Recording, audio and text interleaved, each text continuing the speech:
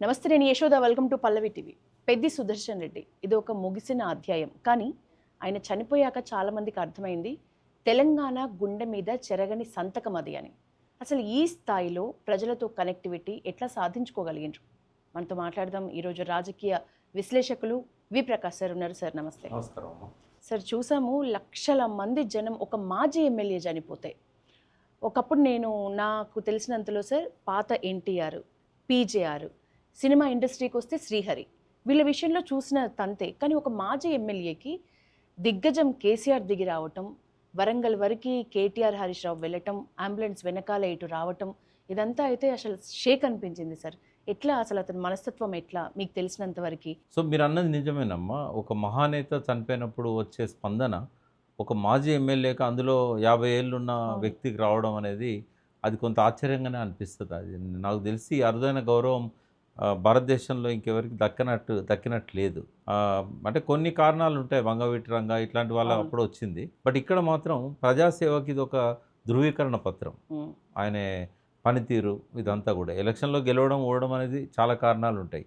అది పక్కకు పెడితే సుదర్శన్ రెడ్డిని 25 ఏళ్ళ వయసులో జిల్లా పరిషత్ మెంబర్గా, జెడ్పీటీసీగా, ఆయన పుట్టి పెరిగిన నల్లబెల్లికి టీఆర్ఎస్ క్యాండిడేట్గా పెట్టినప్పుడు నేనే స్వయంగా పోయి బీఫామ్ ఇచ్చాను ఆయనకి. ఎప్పుడు 2001 జూన్. అంటే 25 ఏళ్ళ కింద. ఆయన ఇప్పుడు 51 ఏళ్ళు అంటే అప్పుడు ఎంత ఉండాలి? ఆయన ఓన్లీ 25 ఏళ్ళు, 25 ఇయర్స్. అంతకుముందు ఆయన ఏదో యూత్ కాంగ్రెస్లో కొంత ఉన్నాడు. చాలా యంగ్ ఏజ్లో ఆయన పాలిటిక్స్లోకి వచ్చాడు. తర్వాత వెంటనే తెలంగాణ ఉద్యమం స్టార్ట్ కాగానే టీఆర్ఎస్లోకి వచ్చాడు. టీఆర్ఎస్లో ఆయన ఆ రోజు నుంచి చనిపోయేదాకా ఆయన నిర్వహించిన పాత్ర అనేది అనితర సాధ్యం. అది చాలామంది జిల్లా నాయకులను చూశాను నేను, ఉద్యమంతో ఎదిగిన నాయకులను చూశాను.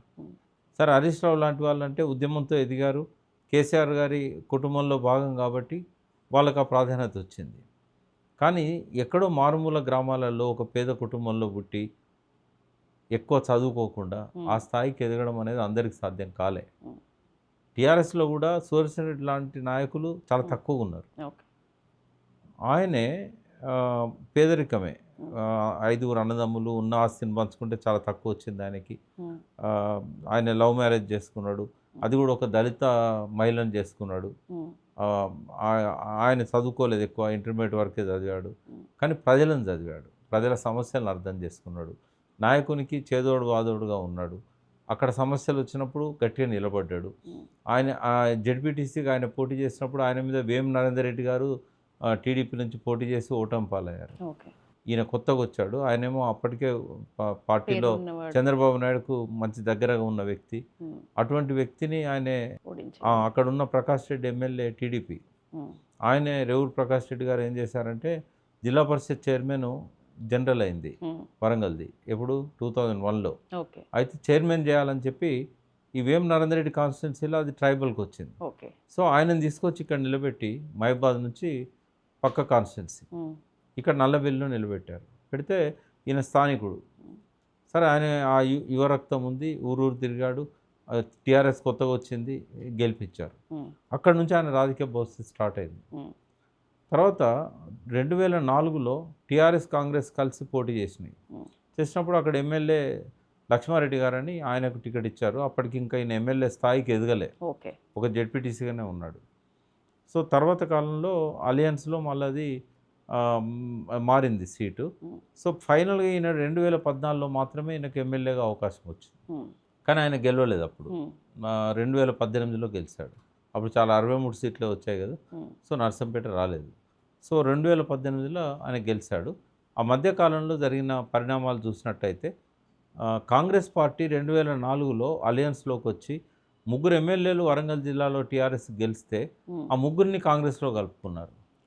కలుపుకున్నప్పుడు గట్టిగా నిలబడి ఆ పార్టీని చీలకుండా కాపాడగలిగాడు. ఆయనకు జిల్లా అధ్యక్ష పదవి ఇచ్చారు. 10 సంవత్సరాలు దాన్ని కష్టకాలంలో, ఉద్యమకాలంలో సమర్థవంతంగా నిర్వహించాడు. అధికారంలోకి వచ్చినాక కాదు, ఉద్యమ కాలంలో 10 సంవత్సరాలు వరంగల్ ఉద్యమానికి కేంద్రంగా ఉండేది. కేసీఆర్ గారు ఏ పెద్ద మీటింగ్ మొదలు పెట్టాలన్నా కూడా 25 లక్షల మంది అయినా 10 లక్షల మంది అయినా వరంగల్లే కేంద్రంగా ఉండేది. సో సుదర్శన్ రెడ్డి అట్లా ప్రతి దగ్గర కూడా ఆయనకి ఇచ్చిన పరీక్షకు నిలబడ్డాడు, నెగ్గిండు. ఆ కేసీఆర్ గారి మనసును గెలుచుకున్నాడు. సో, నా అత్యంత ఆప్తుడుగా మారిపోయాడు ఆయనకి. అంటే చాలా విషయాలలో ఆయనే ఎక్కువ కేసీఆర్ గారితో ఉన్నప్పుడు వాదించేవాడు. ఇది ఇట్లా కాదు ఆయన ప్రజల్లో ఉండేవాడు. కాబట్టి ఇది ఇట్లా కాదు సార్, ఇట్లా ఇది మనకు పనిచేయదు సార్, ఇట్లా మారాలి సార్ మనం. అంటే జనరల్గా అరుదు కేసీఆర్ గారికి అట్లా చెప్పగలిగేవాళ్ళు. బట్ మా దగ్గరకు వచ్చి గునిగేవాడు. సార్ నేను చెప్తే ఇంటలేడు, మీరన్నా చెప్పండి అని. ఎన్నోసార్లు అట్లా నాతోని తనకు నచ్చని విషయాలను పార్టీ టేకప్ చేసినప్పుడు ఎన్నోసార్లు నా దగ్గరకు వచ్చి చెప్పుకునేవాడు. అన్న మీరన్నా చెప్పండి. జయశంకర్ సార్ అన్నప్పుడు జయశంకర్ సార్తో చెప్పుకునేవాడు. ఓ స్టేజ్లో జయశంకర్ సార్ దగ్గరికి వచ్చి, సార్ మీలాగానే నేను కూడా బ్యాచిలర్ ఉందాం అనుకుంటున్నా, తెలంగాణ వచ్చేదాకా నేను పెళ్లి చేసుకోను సార్ అంటే, బ్యాచిలర్ ఉందాం అనుకుంటా అంటే, సార్ అట్లా కుదరది, చేసుకోవాలని చెప్పాడు. అన్నాడు సార్, నేను కేవలం తెలంగాణ కోసం అని నేను బ్రహ్మచారిగా లేను, నాకు కొన్ని కారణాలున్నాయి, దానివల్ల నేను పెళ్లి చేసుకోలేదు, నాకు పిల్లని చూడాలని చెప్పి ఎవరు మా పెద్దలు ఎవరు ప్రయత్నం చేయలేదు, మా నాన్న చనిపోయాడు, మా అన్న పట్టించుకోలేదని సార్ చెప్పేవాడు. అట్లా ఇద్దరికి ఆయన సలహా ఇచ్చాడు, సంతోష్కును పెద్ద సుదర్శన్ రెడ్డికి. మేము కూడా మీలా ఉండాలనుకుంటున్నాము అంటే వద్దని చెప్పి పెళ్లి చేసుకోమని చెప్పాడు. అప్పుడేమన్నాడంటే తెలంగాణ వచ్చినాక చేసుకుంటా సార్ అన్నాడు. అన్నట్లే తెలంగాణ వచ్చినాక చేసుకున్నాడు ఆయన. అమ్మాయి సార్ ఒకటి అర్థం కావట్లేదు సార్, అంటే రాజకీయంగా ఈ స్థాయిలో ఒక ముద్ర వేయాలంటే డబ్బు దర్పం కాకుండా ఇంకేదో ఉండాలి అని అనిపించింది. ప్రజల్లో అదేంటి? ప్రజల్లో ఉండడం. ఆయన నిత్యం ప్రజల్లో ఉండేవాడు, ఎక్కడ ఏ సమస్య ఉన్నా పోయేవాడు. కొన్నిసార్లు ప్రజలు మిస్అండర్స్టాండ్ చేసుకునేవారు. మొన్న 23 ఎలక్షన్లలో నేను పక్కన ములుగు అని చెప్పాను కదా, ములుగులో అక్కడ సీతక్క నిలబడింది. అయితే పక్కన నర్సంపేటలో కొద్దిగా మీరు పరిచయాలు బాగుంటాయి కదా, కొద్దిగా హెల్ప్ చేయండి అని చెప్పి నాకు హరీష్ రావు గారు చెప్తే, నేను నర్సంపేట పోయి ఒక 10-15 మీటింగ్స్ ఆయనతో పాటు కొన్ని ర్యాలీస్లలో నేను పాల్గొన్నా. పార్టీలో నాకేం బాధ్యత లేకపోయినా వీళ్ళు చెప్పారు కదా, మనం మంచి మనిషి కదా, ఆయన గెలిపిద్దాం, అట్లాంటి వాళ్ళు ఉండాలి అసెంబ్లీలో అని చెప్పి దాదాపు 1 మంత్ నవంబర్ నెల మొత్తం ఎలక్షన్ల 2 రోజుల ముందు వరకు కూడా నర్సంపేటలోనే నేను సుదర్శన్ రెడ్డి గారితోనే తిరిగాను. అప్పుడు చూస్తే ప్రజాస్పందన అర్థమైంది బాగా. బట్ ఆయన మీద కొన్ని విమర్శలు ఎట్లా వచ్చినాయంటే, మేము నమస్తే పెడితే ఆయన పెట్టాడు. అయితే ఒకరోజు అడిగా, ఎందుకు నువ్వు నమస్తే పెడితే పెట్టవట అంటే, నాకు ఉద్యమంలో ఈ కన్నుకు వాటర్ క్యాన్ తగిలి ఈ కన్ను కనబడతలేదన్న, అయితే ఇటు దిక్కున్న వాళ్ళు కనబడతారు, నాకు ఇటున్న వాళ్ళు నమస్తే పెడితే నేను నమస్తే అంట, ఇటు పక్క నుంచి ఎవరన్నా నమస్తే అంటే నాకు కనబడదు అది. అయితే ఇదే విషయం నువ్వు మైక్లో చెప్పమని చెప్పి స్టేజ్ మీద నేను చెప్పి మైక్ ఇచ్చిన, ఆయనతో చెప్పించిన. నేను దీన్ని తప్పుగా అర్థం చేసుకోవద్దు, అట్లాంటి మనిషి కాదు ఆయన, ఎవరు నమస్తే పెట్టినా సంస్కారం ఉన్న వ్యక్తి అని చెప్పి. ఇట్లాంటి కొన్ని మిస్అండర్స్టాండింగ్స్ వచ్చినాయి. తర్వాత ఆయన చాలా గ్రామాలల్లో కొట్లాడి మిషన్ భగీరథ నర్సంపేట లాంటి మున్సిపల్ దానిలో కూడా తీసుకొచ్చాడు. జనరల్ అర్బన్లో అప్పుడు మిషన్ భగీరథ తీయలేదు, అయినా కూడా ఆయన పెట్టించాడు. అర్బన్లో కేసీఆర్ గారితో ఉన్న సన్నిహిత సంబంధాలతోని చాలా చేశాడు ఆయన. అయితే అక్కడ కాంట్రాక్టర్లు ఎవరైతే వర్క్స్ చేశారో అందులో చాలామంది పార్టీ కార్యకర్తలు కూడా గ్రామాలలో మిషన్ భగీరథ పనులు ఇవన్నీ చేశారు. ఇంకా వేరే పనులు కూడా చేశారు, దీనికి సంబంధించిన పైప్ లైన్స్ కానీ ఇట్లాంటివి. అయితే ఎవరికి బిల్లులు రాలేదు. ఎలక్షన్లు అయినాక మళ్ళీ గవర్నమెంట్ ఇదే వస్తుంది కదా అని చెప్పి తర్వాత ఇస్తామన్నట్టుగా వాయిదా వేశారు, గవర్నమెంట్ రాలేదు. అయితే అప్పుడేమైందంటే, మాకు బిల్లులు ఇవ్వలేదు, మేము వడ్డీలు కట్టలేక యాస్ట్కి వస్తున్నదని చాలామంది పార్టీ నాయకులే సుదర్శన్ రెడ్డికి సపోర్ట్ చేయలేకపోయినారు. అంటే తిరగాల్సినంత తిరగలేదు, వాళ్ళు ఏదో ఆంటీగా చేయలేదు కానీ వాళ్ళు ఎఫర్ట్స్ పెట్టలేదు. ఎఫర్ట్స్ పెట్టకపోయేసరికి కాంగ్రెస్ కొంచెం దూకుడుకు వచ్చింది, అది రాష్ట్ర వ్యాప్తంగా మనం చూసిన పరిణామం. అంత అయినా కూడా జస్ట్ 15,000తో పోయాడు ఆయన. డబ్బులకు కూడా చాలా ఇబ్బంది పడ్డాడు, ఆయన దగ్గర డబ్బులు లేవు, తిరగడానికి లేవు, ఖర్చులకు లేవు, కార్యకర్తల భోజనాలకు లేవు. ఆయన నర్సంపేటలో సొంత ఇల్లు కూడా లేదు, ఏం వెనకేసుకోలేదు. ఆయనకి ఏమన్నా వచ్చినా కూడా ఆ ఖర్చులకే సరిపోయేది. ఒక ఎమ్మెల్యేకి ఎంత మా రోజుకు ₹1,00,000 ఖర్చు ఉంటుంది. ఒక ఎమ్మెల్యే అంటే డైలీ ₹1,00,000 ఖర్చు ఉంటుంది. అంటే ప్రజలతో మంచిగా ఉండాలనుకుంటే. కాన్స్టిట్యున్సీలో ఉన్న చాలామంది వస్తారు, బిడ్డ పెళ్లి పెట్టుకున్నాం మాకేమైనా సాయం చేయండి అంటారు, దవాఖానా కేసులు ఉంటాయి, మాకేమైనా సాయం చేయండి, మా శవాన్ని కూడా ఇస్తలేరు హాస్పిటళ్ళల్లో. అంటే వీళ్ళు ఫోన్లు చేసినా కూడా, సార్ మొత్తం రద్దు చేయలేము, ఓ 25% అన్న కట్టమనండి సార్ అని చెప్తారు. అంటే ఇవన్నీ మళ్ళీ ఎమ్మెల్యేకే పడతాయమ్మా. తర్వాత ఆయన వెనకాలో 2 కార్లు ఉంటాయి, ముందట్లో 2 కార్లు ఉంటాయి, కార్యకర్తలు ఉంటారు. ఎక్కడ మీటింగ్ పెట్టాలన్నా ఈయనే ఇవ్వాలి డబ్బులు, ఎక్కడికి జనాలను తీసుకురావాలన్నా మళ్ళీ ఆయనే ఇవ్వాలి. ఇవాళ డబ్బులు ఏంది ఏది కాదు. మరి ఇదంతా ఆయన సంపాదించింది ఏముంది, ఏం లేదు, అప్పులు ఉన్నాయి ఇప్పుడు. సార్ ప్రజల్లో ఇంత పేరు సంపాదించుకున్న అతను రాజకీయ స్ట్రెస్ సరే ఉంది, మీరు ఇందాక కూడా చెప్పినారు, అది పక్కన పెడితే అసలు అతని హెల్త్ రిపోర్ట్స్ ఏం చెప్పినాయి సార్? మనిషి ప్రాణం పోయేంత రీజన్స్ ఆ రిపోర్ట్స్లో ఉన్నాయా? పూర్తిగా అవగాహన లేకుండా పోయిందమ్మా ఆయనకి హెల్త్ పట్ల. అస్సలు అవగాహన లేదు. ఉమ్, ఎందుకంటే రిపోర్ట్ చూస్తే నేను షాక్ అయినా ఆ రిపోర్ట్ చూసి. ఉమ్. మీరు హిమో తెప్పించుకున్నారా సార్? నేను తెప్పించుకున్నాను. ఉమ్, శుక్రవారం నాడు సోమాజిగూడ యశోదల పరీక్షలు చేయించుకున్నాడు. ఉమ్, ఆదివారం కోమాలోకి వెళ్ళిపోయాడు. ఉమ్. ఆ రిపోర్ట్లో ఏమున్నదంటే హీమోగ్లోబిన్ 19 ఉందమ్మా. వా. 12, 14 ఉండాలి మ్యాక్సిమం. మ్యాక్సిమం అది కూడా. థిక్నెస్ ఉంది. ఏంది అని అడిగితే గన్మెన్లు ఉన్నప్పుడు బ్లడ్ థిన్నర్స్ వాళ్ళ టైం ప్రకారం ఇచ్చేవాళ్ళట. ఓకే. ఆయన చాలా రోజుల కిందనే డాక్టర్ బ్లడ్ థిన్నర్ రాశాడు ఉమ్, రక్తం పలచగా ఉండటానికి. రక్తం గడ్డగట్టినట్టుంటే ఏమైందంటే బ్లాక్స్ ఏర్పడతాయి. ఉమ్, అయితే దాదాపు 25 రోజుల ముందు గన్మెన్లను విడ్డ్రా చేసింది ప్రభుత్వం. ఆయన ఒక్కరికే కాదు, మొత్తం మాజీ ఎమ్మెల్యేలకు ఎవరికి కూడా అవును. గన్మెన్లను విడ్డ్రా చేశారు. అందులో భాగంగా ఆయనకు కూడా చేశారు. ఈయన వాళ్ళు 7 సంవత్సరాల నుంచి ఒకే గన్మెన్ ఆయనకు ఇది మాత్రలు ఇచ్చేది. ఇస్తున్నాడు. మళ్ళీ ఈయన కోర్టు పోయిండు, గన్మెన్లను తెచ్చుకున్నాడు. కానీ గన్మెన్లు ఇంకా పోస్టింగ్ కాలే, ఉమ్, ఆర్డర్స్ వచ్చినాయి. ఆ గన్మెన్ పోస్టింగ్ ఇంకా రాలే. ఉమ్, వాళ్ళకు కూడా ఇచ్చినట్టున్నారు పోయి జాయిన్ కమ్మని. బట్ ఎందుకో అది ఆలస్యమైంది. గన్మెన్లు ఉన్నప్పుడు ఆయనకు బ్లడ్ థిన్నర్స్ ఇచ్చేవాళ్ళట. ఆ 20-25 రోజులు బ్లడ్ థిన్నర్ వేసుకోపోయేసరికి బ్లడ్ అంతా థిక్నెస్ ఎక్కువై 19 పోయింది అది. ఉమ్, అది ఎనీ టైం స్ట్రోక్ రావచ్చు కదా, అది ఆ గడ్డ కట్టవచ్చు కదా ఎక్కడైనా. అది బ్రెయిన్ పోయే బ్లడ్ వెసల్స్ కావచ్చు, హార్ట్ పోయేటి కావచ్చు, ఎక్కడైనా కూడా అంత థిక్ ఉండకూడదు, అంత అప్పుడు థిక్నెస్ సిమ్టమ్స్ రాకూడదు. చెప్తాయి కదా సార్ గట్టిగా? చెప్పినాయి కదా, నేను అదే చెప్తున్నా. ఒకటి. రెండవది లంగ్స్ సంబంధించిన వాల్స్ అన్నీ కూడా గట్టిపడ్డాయి, మొత్తం ప్లేక్ ఏర్పడ్డది లంగ్స్లో. చాలా డేంజరస్గా రిపోర్ట్లో అది స్పష్టంగా మెన్షన్ చేశారు. అది 10-15 రోజుల నుంచి ఆయనకు శ్వాస సరిగా వస్తలేదు. ఒక్కోసారి అసలు బ్రీతింగ్ అయితలేదు.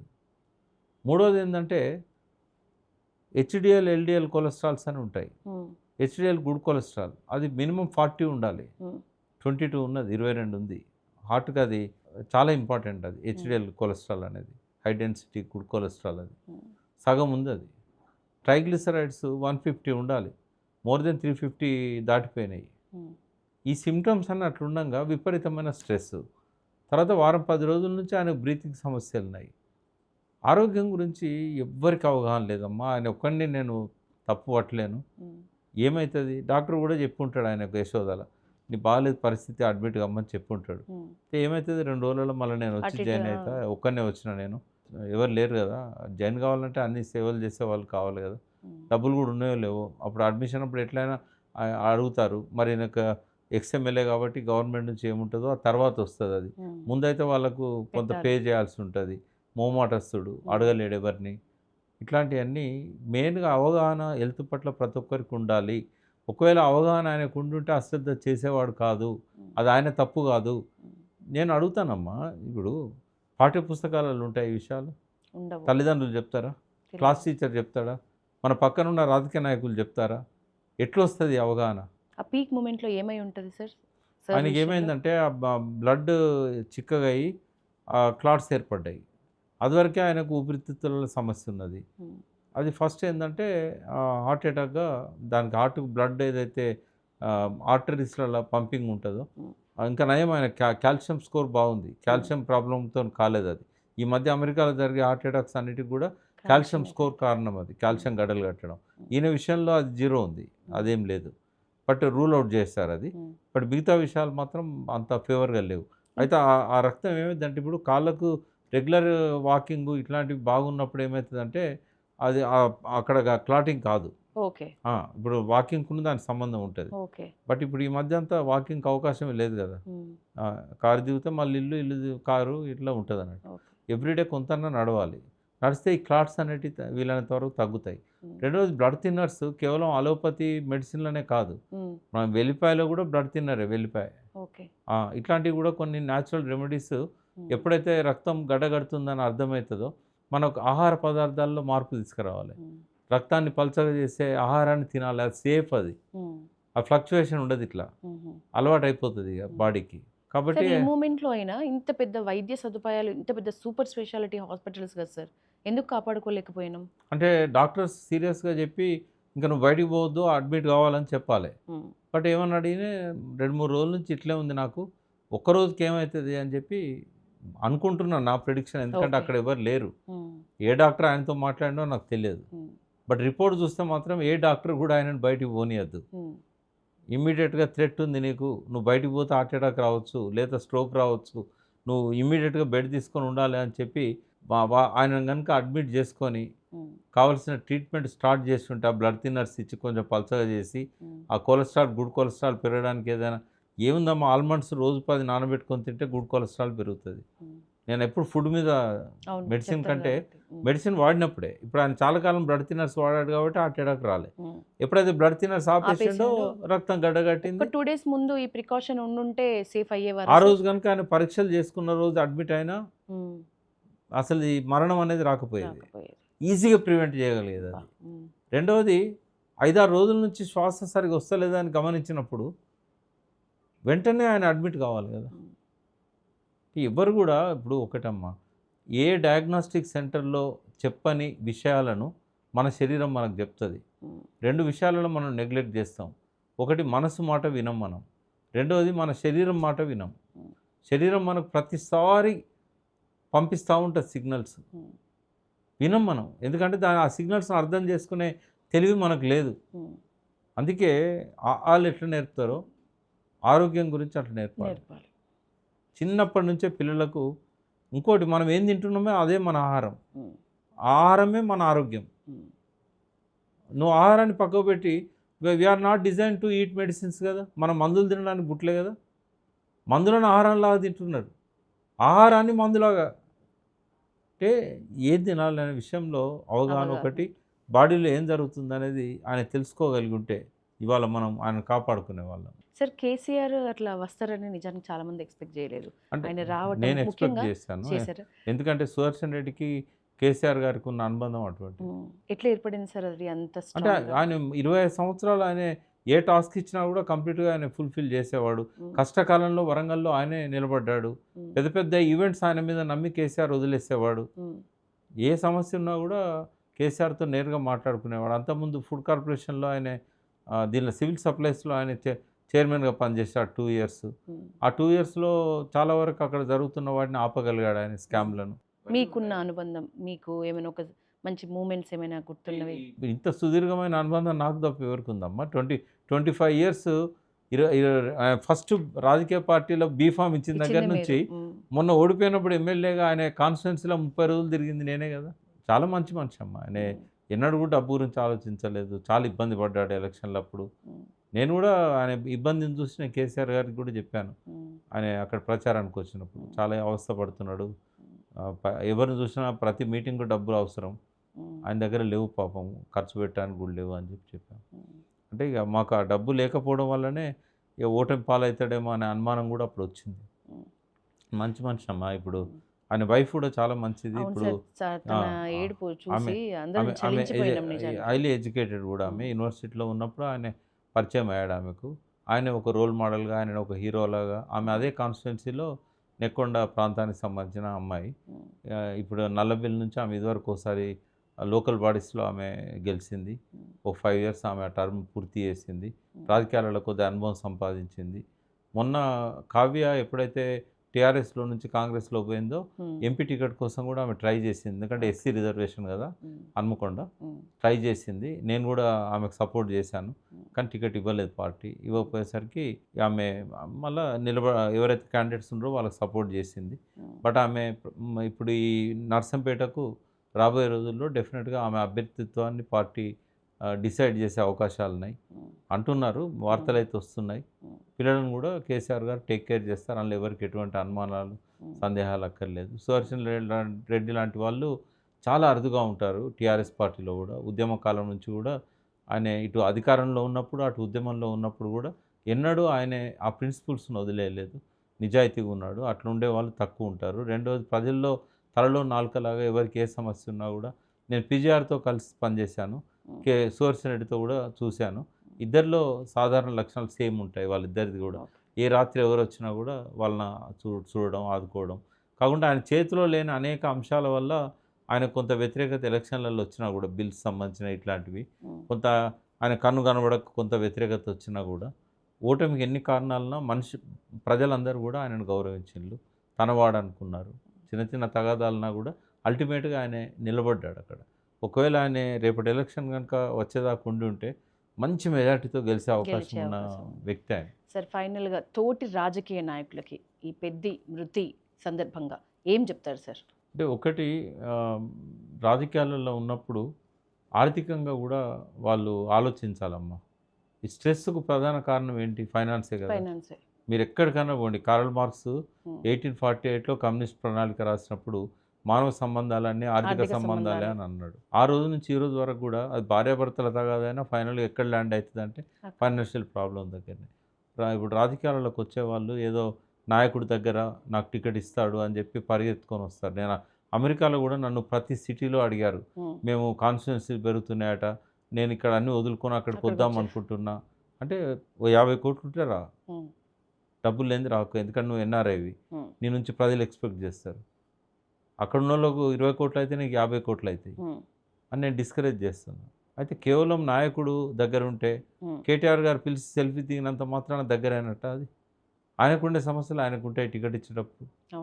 కాబట్టి దూరపు కొండలు నునుపని చెప్పి ఎవరైతే ఇట్లా వస్తుంటారో, నేను అనేది ఏ రాజకీయ నాయకుడు అయినా నువ్వు నిజాయితీగా ఉన్నా కూడా డబ్బు లేని రాజకీయాలలో నిలబడలేవు. ఈ స్ట్రెస్ ఉండొద్దు అనుకుంటే డబ్బు ఉండాలి, నీ పరిమితులు నువ్వు పెట్టుకో. రెండవది ఏంటంటే ఆరోగ్యం పట్ల రాజకీయ నాయకులకే ఎక్కువ అవగాహన ఉండాలి, ఎందుకంటే వాళ్ళు ప్రజల కోసం పనిచేసేవాళ్ళు. ఇప్పుడు ఎవరైనా లైఫ్లో ఏదైనా సాధించాలంటే ముందు వాళ్ళ గట్టు బాగుండాలి, వాళ్ళ ఆలోచనలు బాగుండాలి, వాళ్ళు తిరగడానికి శక్తి ఉండాలి, వాళ్ళు సిక్ కాకుండా ప్రజలకు సర్వీస్ ఇవ్వగలగాలి. నేను చూసిన ప్రతి రాజకీయ నాయకుడు డయాబెటిక్ వచ్చేసింది, మీరు ఎవరి పేరైనా తీసుకోండి. ఎందుకంటే ఆ స్ట్రెస్ వల్ల ఆ టైంకు తినరు. ఇప్పుడు కారులోనే క్యారీ చేయాలి ఫుడ్. ఇప్పుడు నేను నా బ్రేక్ఫాస్ట్, లంచ్, డిన్నర్ అన్ని కార్లోనే అవుతాయి, ఎందుకంటే నేను ఈవినింగ్ 5 తర్వాత తినను. 5 లోపలనే ఏదో ఒకటి తినేయాలి, ఇంటికి పోవాలా. అంటే ఈ జాగ్రత్తలు ఇవన్నీ కూడా తీసుకుంటే ప్రజలకు 4 కాలాల పాటు సేవ చేసే ఒక మంచి రాజకీయ నాయకునిగా నిలబడగలుగుతారు. అందుకే లవెల్డర్ ఇప్పుడు వీళ్ళ కోసమే ఒక వింగ్ ఓపెన్ చేయాలనుకుంటుంది, రాజకీయ నాయకులకు ఆరోగ్య శిక్షణ. నేను ఇయ్యను, ఎక్స్పర్ట్స్తోనే ఇప్పిస్తాను. అట్లా అని చెప్పి అన్నీ ఇనేనా అంటే, నేను ఒక విశ్లేషకు ఉన్నాయి, మీకు రాజకీయాలు ఎట్లా విశ్లేషణ చేస్తానో ఆరోగ్యం గురించి కూడా విశ్లేషణ చేయగలడం వరకే నాది. కొద్దిగా న్యూట్రిషన్ మీద నేను 2008లో ఒక ప్రిన్సిపల్స్ ఆఫ్ న్యూట్రిషన్ అనే ఒక కోర్స్ చేశాను. కాబట్టి కొంత అందులో అవగాహన ఉంది కాబట్టి 2 మాటలు చెప్పగలుగుతాను. But I'm not expertise in medicine or health care. So health కేర్లో ఎక్స్పర్టైజ్ అయిన వాళ్ళని మేము కొన్ని వేల మంది డాక్టర్లను మా ప్యానల్లో పెట్టుకున్నాం, కొన్ని వందల హాస్పిటల్స్ను మా ప్యానల్లో పెట్టుకున్నాం. కాబట్టి రాజకీయ నాయకులకు ఆరోగ్యం పట్ల అవగాహన ఉండాలి, స్ట్రెస్ పెంచుకోవద్దు, మెడిటేషన్ చేయాలి, యోగా చేయాలి, ఇవన్నీ నిత్య జీవితంలో భాగం కావాలి. ఇప్పుడు హరీష్ రావు గారు ఉన్నారు, పొద్దున్న లేవగానే ఆయన ఫోన్ పక్క పడేసి ముందు యోగా చేస్తాడు, తర్వాత మెడిటేషన్ చేస్తాడు. ఆయన ఎందుకంటే డయాబెటిక్ వచ్చేసినట్టుంది, ఇవన్నీ ఫుడ్ విషయంలో చాలా కేర్ఫుల్గా ఉంటాడు.